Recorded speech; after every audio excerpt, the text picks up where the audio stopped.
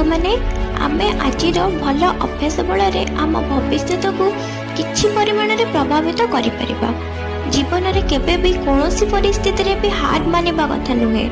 ସବୁବେଳେ ଯେତେ ବି ଖରାପ ଯେମିତି ବି ପରିସ୍ଥିତି ଆସୁନା କାହିଁକି ଆମେ ସେ ସମୟକୁ ସାହସିକତାର ସହିତ ସମ୍ମୁଖୀନ କରି ଆଗକୁ ବଢ଼ି ଚାଲିବା ଉଚିତ।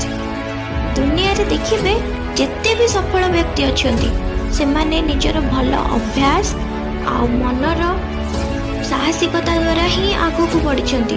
ସବୁବେଳେ ନିଜର ସମୟ ପ୍ରତିଟି ମିନିଟକୁ ଭଲ ଭାବରେ ୟୁଜ୍ କରନ୍ତୁ ଆଉ ନିଜ କାମରେ କେମିତି ସବୁବେଳେ ଆଗକୁ ବଢ଼ିବେ ସେ ବିଷୟରେ ହିଁ ଫୋକସ୍ କରନ୍ତୁ। କେବଳ